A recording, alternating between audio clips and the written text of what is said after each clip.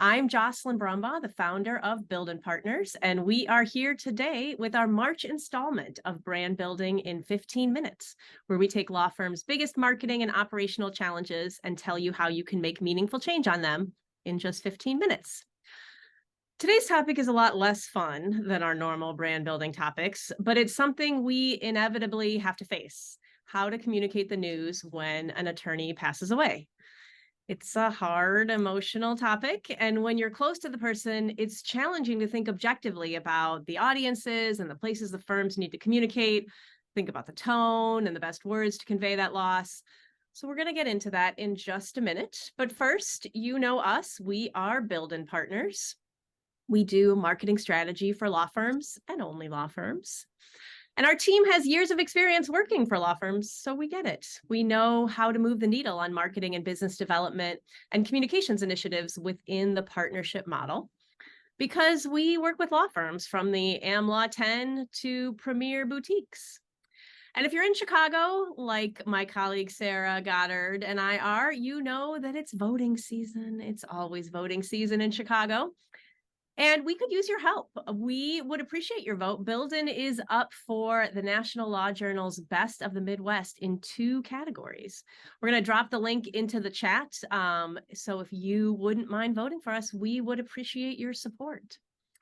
But let's turn now to what all of you are here for today, to hear from Sara Goddard about how to best communicate when an attorney passes away. Sara.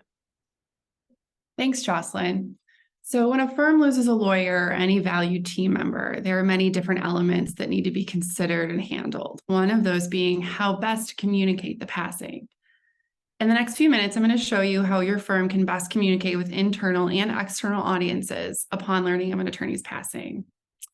And as Benjamin Franklin said, nothing is certain except death and taxes. And in this very difficult season, and as a very strict project planner, my advice is always going to be that the best way to manage both is to be prepared. So what should your plan consider? From employee handbooks to partnership agreements, there are plenty of resources to help navigate the straightforward do's and don'ts of your jobs and law firm management. However, there's sometimes unexpected instances that aren't really covered, like how best to handle the death of an attorney. Who should you contact first? What's the most suitable way to inform your staff? And do you post about it on the website? While the passing of an attorney may be unexpected, you do not have to be unprepared. And handling sensitive issues is easier with a plan in place. If you develop a general protocol for these situations, the process will be smoother for you, your firm, and especially the family. And you'll be able to balance business needs with empathy and emotional intelligence. Making sure you're prepared on all fronts for the death of a firm attorney is something no one looks forward to doing, but failing to take a few necessary steps beforehand is a recipe for potential confusion and anxiety among your attorneys, your clients, and the family. Although the notion of planning for someone's eventual death is never fun, those who put a little bit of time into it are going to be more likely to emerge from a terrible situation in a way that shows compassion and dedication to the memory of their lost colleague. Not unlike succession planning, which is another important topic to discuss within your firm, developing a well thought out and discussed plan that has clear roles and a to-do list will save valuable time and help preserve existing relationships, both inside and outside of your firm. So what should your plan include? Death is never an easy thing to announce, but when it happens to a business partner, it can be especially challenging to communicate. In addition, each firm is unique. So while I'm going to give you some key points, it's really important to consider your individual firm's culture when making your plan. The first point of contact and the first step is always going to be working with the family of the deceased. They may wish for privacy, and it's important to know that before you communicate about the death to your staff and clients. The family may also have specific wishes on where flowers or notes or charitable donations be sent, and they may not wish to have meals delivered to their home. Remember, they are grieving, so be mindful of putting too much pressure on the family. It's often more helpful to say, we are thinking of doing such and such. Is that okay? As opposed to saying, how can we help? Don't put it on them to develop your plan. Remember to be tactful when asking permission for informing staff and clients, while also being respectful of whatever their wishes end up being. You're going to want to tell your staff as soon as appropriate. So once you've received approval from the family, communicate the deaths to partners and leadership first, so you can discuss the best course of action for the firm, which hopefully is following a plan you've already established. You want to be efficient in the execution of your strategy. It's important to not let your staff find out through the newspaper or gossip channels. And then you also want to give them time and space to mourn. As part of this effort, consider preparing talking points that can assist firm attorneys when they break the news. As you might expect, this type of conversation is going to best be handled in person or in phone rather than email if that's possible. But in some cases, particularly at very large firms, an email might be the most appropriate form of communication. In those instances, remember to keep the family wishes in mind and communicate in a respectful manner. It's also important to remember that grief is a natural stage of life, but society wants us to rush right through it. So make sure you give your team and your staff the space to feel and process and to share stories. And also remember that everyone deals with death and grief in their own way, so don't force it on someone. Take advantage of counseling services your firm probably already has in place, such as employee assistance programs. An EAP counselor can lead employees through a shared grief process that gives them the time and space they need. And these days, most can work remotely or in person with groups or one-on-one, so employees can get the attention that they need.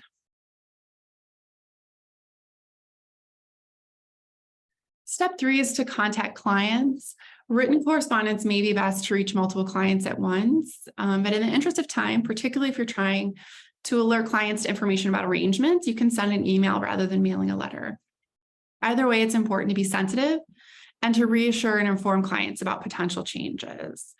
I always think it's important to stick to 3 basic principles: consideration, respect, and honesty. This can be achieved by focusing on the importance of offering condolences to all parties and keeping the sentiments focused on the partner's accomplishments in their life. For example, you want to start with a statement announcing the death. This gets right to the point of the correspondence and explains why you are writing them. Announce the news in the first paragraph, prefaced by your regrets. So you might say, "I'm writing with my deepest regrets to announce the recent passing of Joe Smith, a partner in our firm." You can take a similar approach via phone to get to the heart of why you're calling. You're going to want to gauge the nature of the death to determine how much detail to give. Make sure, again, you're talking with the family so you know what they are comfortable with providing clients. For example, a statement that your partner was in poor health might read, "As some of you may know, Joe struggled with cancer and was unable to keep up his valiant fight." You can provide details on funeral services or memorials to the client. While some may not attend if they didn't know the partner well enough, others may be interested in paying their respects. If the family is holding a service just for family and friends, state that those arrangements are private so that clients are aware of that. Also reassure your clients, be honest that some things might change, but explain that what won't change is the firm's commitment to serving them, and make the opportunity for them to talk more in person to determine what needs to be done to make the transition easier. Also, make sure you include contact information that might not necessarily be the person writing the letter. You want to make it clear who their new point of contact will be and that person will be in touch shortly. Another important consideration is whether the attorney's death is likely to be the subject of media coverage. If they had been involved in high-profile cases or matters that gained media interest in the past, or if the death is somehow considered newsworthy, there's a chance reporters will be looking for you to comment within hours of the news going public. If those calls come in and you don't have the time, among everything else you're doing, a prepared statement is a perfect way to satisfy the media and show your audience where the firm stands. Being able to address the situation quickly and compassionately will be appreciated by all.